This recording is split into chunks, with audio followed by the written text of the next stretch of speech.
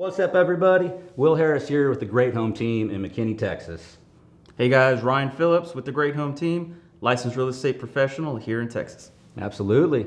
Best state to be in. Yes, God bless Texas. So we work with a lot of veterans, being veterans ourselves, and one of the things we hear quite often is, Will, I used my VA loan 3 times already. I never had to bring money to the table for closing costs or anything like that, right? And it's something we hear quite often, isn't it? So the truth is, with every real estate transaction, there are closing costs on the buy side, there are closing costs on the seller side. It's just a matter of who's paying for those closing costs, right? So if you used your VA loan before or using your VA loan now, and you do not have to bring any money to the table, you already don't have to have a down payment because you got the VA loan benefit, right? So say there's closing costs involved. Well, either you're paying them or the seller's paying them. So a lot of times we work with a lot of new construction where sometimes they're given a huge concession to the veteran to cover closing costs. And a lot of times the real estate professional is able to negotiate that the seller pays closing costs as part of your offer, for example, right? But just reality is, again, buy side closing costs, seller side closing costs, it's just who's gonna pay for those, okay? And a lot of that depends on what kind of market you're in and stuff. So we're gonna go through what some of the closing costs might be here in just a minute. Just want to reiterate though that you really, when you talk to your lender that's going to help you with your VA loan, that lender will be able to break down what specific closing costs you're actually looking at. Okay? All right. Go ahead, Ryan. So some of the closing costs you're going to come into as a buyer using your VA home loan is there is the VA funding fee. This is for first-time home buyers using the VA home loan. And again, your lender's going to give you the exact amount.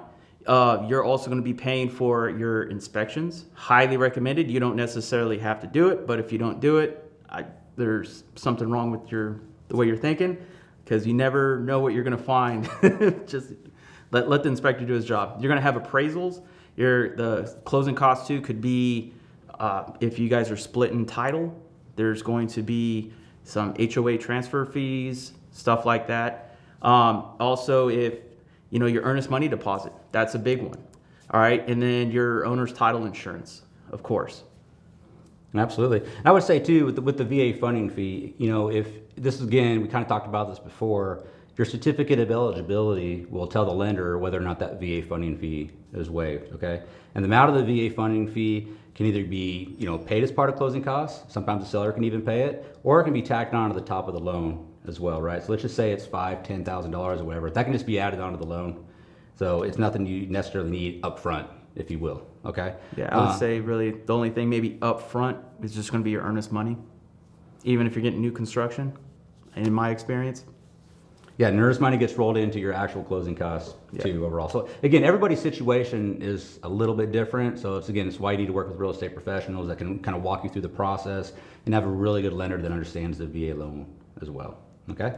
So again, certificate of eligibility, cannot stress that enough. Again, work with a lender that knows the ins and outs of everything about the VA loan, because it really does make a difference, especially when it comes to closing on time and making sure you have minimal closing costs, right?